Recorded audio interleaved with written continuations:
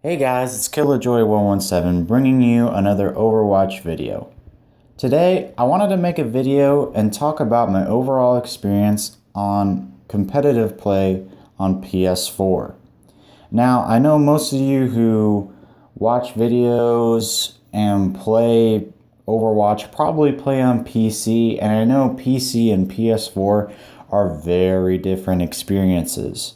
But I feel like PS4 or more of console play gets a lot less attention than, PC does. And I know there is still a very large community of people that play on the consoles because, some of us cannot afford very nice gaming PCs in order to play Overwatch on.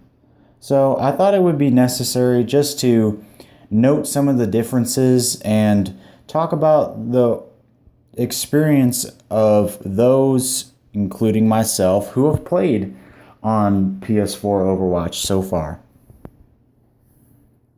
By the way, just as a heads up, the gameplay you're seeing right now in the background is just some of my gameplay I recorded, some of my favorite moments. I do main support and tank, so you'll be seeing a lot of Lucio plays because he's my favorite character to play.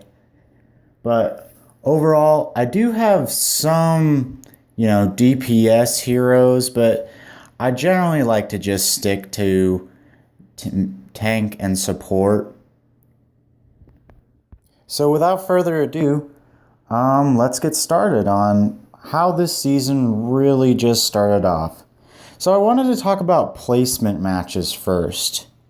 So placement matches, as I've heard from many, including my own experiences, I feel like they were kind of broken this season. You know, it really didn't matter per se how many wins or losses some people got. They were just given a rank and just had to deal with that. Like, I've even heard and seen some YouTube videos of grandmasters who would lose all their placement matches and still get ranked grandmaster just because they were grandmaster last season or master. And to me, honestly, I don't really think that's fair. I do think that they should keep in mind your rank from last season, but at the same time, that's pretty drastic, having lost every single one of your placement matches and still getting that score. Now, granted, I do also think that they should keep in mind some of your gameplay as well, but overall, I really do think that they should keep more true to the win-loss ratio. So anyways, back to my experience on the competitive play and overall how I placed. I ended up winning 5 matches, losing 4, and tying 1. And on my main account, I ranked gold at 2234, which I wasn't too happy about, to be honest. And in fact, I actually made a Smurf account, and believe it or not, on the Smurf account, I had the same exact placements. I ended up winning 5, losing 4, and tying 1. And on that account, for whatever reason, I ended up ranking platinum at 2730. So if that tells you anything at all, it's that it really didn't matter what I did on the placement matches. The game was just going to give me a random spot anyways, which I was not really appreciative about. But besides placement matches, let's talk about just the gameplay in general. So the season started off with this tank meta, right? You were seeing people run triple tank, 2 support, and 1 DPS, usually. And that 1 DPS was probably Soldier 76, just because people would try to go Pharah a lot. And this was really broken. They had to fix a lot, and in fact, fortunately enough, they did end up fixing it with a new patch that came out with Roadhog's hook being fixed and Symmetra being buffed and Diva losing her armor and just all these other things that really helped seal the deal. And I was actually really happy that Blizzard took into effect that these changes needed to be made. But there still is that triple tank sometimes lurking around, and I really don't like that considering there's, 10 DPS heroes and only 5 tank heroes, and you're seeing double or triple tank. I don't think that's fair at all. And now, granted, I actually don't really like playing DPS, but I hate playing against triple tank meta. That just sucks.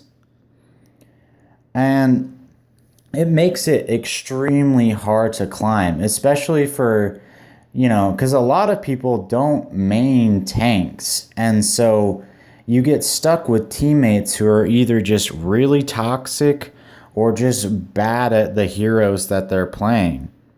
And to be honest, I've been solo queuing and duo queuing and 6 stacking, and no matter what kind of queue I do, it didn't really make that much of a difference. It was just the fact that this meta needs to be fixed.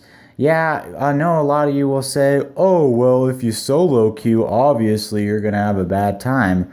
Well, actually, no, not really, because some of the best winning streaks I've gone on have been through solo queue. And some of the worst losing streaks I've been on have been when I've 6 queued. And it's not that my teammates were bad, it's just we got unlucky with this tank meta. I really do not like it at all.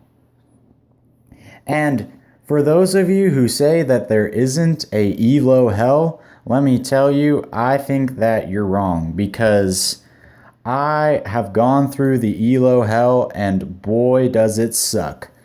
I got stuck between 2,800 and 3,000 for the longest time. And now I'm finally just about to hit Masters. And that took about 300 hours of gameplay, which is insane to think of. Also, let's talk about the players who are on PS4. Good lord, is it hit or miss? Sometimes you'll get players who just, they communicate well, they tried not to be toxic, all that good stuff. But the majority of the time, one bad play happens, or they see somebody pick a hero that they don't like Torbjorn or Symmetra, and all of a sudden they lose their shit. I think that PS4 really does need to get an option to be able to report players like the PC has, because without that, you cannot fix this issue that we're having where, you'll just get people who throw games or who are toxic and end up ruining games. And by the way, just as a heads up, if somebody does pick Torb or Symmetra or Hanzo or something, try to roll with it, because saying that they suck or, making fun of them for picking that character is only going to make them more angry, and you're going to end up losing anyways. And I've actually done well on some of these characters like Symmetra, Torb, or Hanzo, or whatever. Now granted, I don't play them as much, and I try to play them when they're necessary, like only playing Torb on defense. But still, if you just end up feeding the fire. That's honestly why I started turning my mic off, because I didn't want to hear it. There was too much toxicity, if that's what the word you want to give it, that was going on. And, I would hear it and it would throw me off, and I'd just end up not wanting to play well. I think overall, though, it has been really fun, but there needs to be a lot of changes made. But But yeah, that's my overall experience on PS4 Overwatch. Let me know what you guys think in the comments below. And, just tell me your overall experience of your Overwatch gameplay on PS4 if you have any thoughts. Also, I just wanted to let you know that I am thinking about doing another video series where I analyze different players on PS4 and I give them best player of the week award and just talk about their overall gameplay. So let me know what you guys think about that, and I'll see you next time.